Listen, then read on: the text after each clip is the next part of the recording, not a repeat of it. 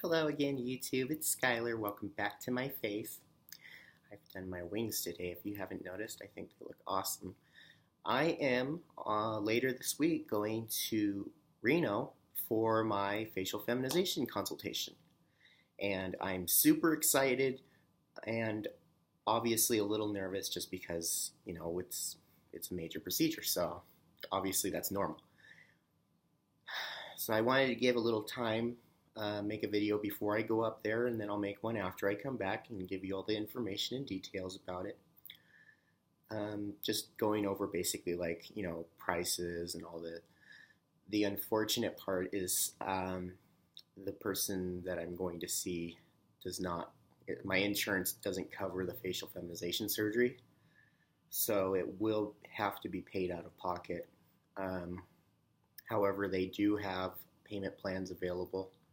So, you got to do what you got to do. So I'm just glad that my SRS is covered under my insurance, because that's a huge savings of money for me. Even though I still have to pay a copay out of pocket, it's nowhere near as expensive as it would be if I had to pay all of it out of pocket. And I'm also going up there, kind of like,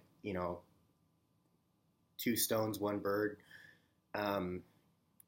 Because the person that I'm going to also does breast augmentation.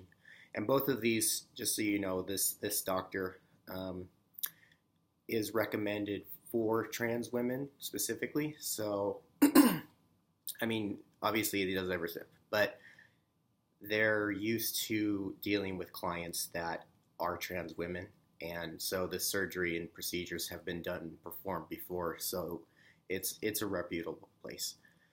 One of the other things that I wanted to go over today was because some of the people that I have recently told about this procedure have become, they haven't become, but they just, I don't know how to put it, they don't think that I need it when they don't understand what it's for. Now, when people, think of plastic surgery, they think of celebrities and models and, the wealthy and elite. And that's all well and dandy.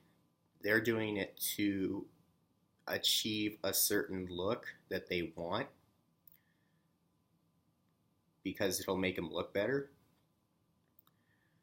All of the procedures that are done for trans women are specifically done for mental health reasons. These surgeries wouldn't be performed unless it was medically required. Sorry, there's a bug floating around my window. I wanted to make sure it wasn't on the inside.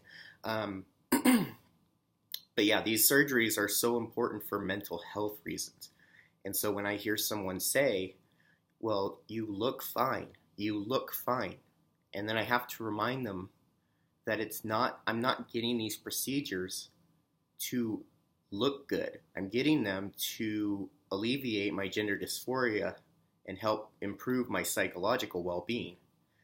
So it's kind of frustrating for me because people don't see what I see when I look in the mirror and the things that I see that give me gender dysphoria.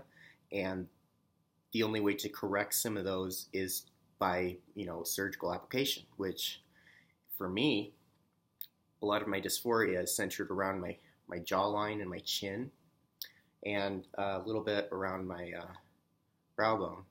And I just want to point out that this procedure, facial feminization surgery, doesn't change your appearance. I'm still going to look the same. I'm going to still have the same face. It'll just be more feminine. That's the point. Like, my chin will be a little smaller, and they just round out everything to make it look more like a natural woman and undo what testosterone did. So, because unfortunately hormones don't really affect your bone structure in a way that is noticeable to the extent that it actually reverses the effects of testosterone. So unfortunately, when it comes to your face, surgery is the only remedy for the gender dysphoria. Now, with that said, it is a fairly easy recovery. I don't know all the information yet, but I'm assuming that I'll probably only need to be out of work for maybe a couple weeks at the most, because, you know, I'm kind of a fighter, and I get really bored when I just sit around and I'm not working. So it's kind of one of the reasons why I have a hard time taking vacation, because I'm so used to just going that I always forget that I need to, you know, stop once in a while and take a break. But yeah, with that said, I'm also getting the consultation at the same time for breast augmentation. Now, I did a little homework on this, and it turns out that I've already, at where I am in my hormones, I've almost been on them for a full year, and other trans women that are around the same time frame as me, usually it's very rare that they develop larger than a B cup, or larger than an A cup, I'm sorry, and I'm already a full B cup, so that's very promising. However, I do think that my cup size is starting to plateau off, and I would like them to be larger, again, to help alleviate the gender dysphoria. But yeah, that one should be a lot cheaper and a lot easier, and I think the recovery time from that is like half a day, so that one shouldn't even be an issue. So if it comes down to cost,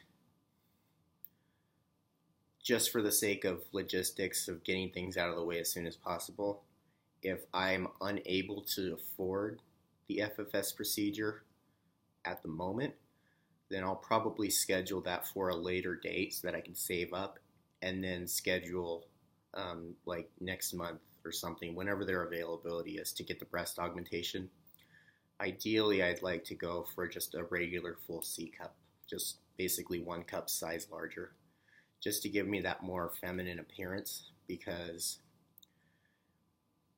I mean, they're not small for trans women, but they are pretty small for women in general. So having a larger cup size will also help take away not only the dysphoria, but it'll help make my shoulders not so noticeable, because it'll look more filled out.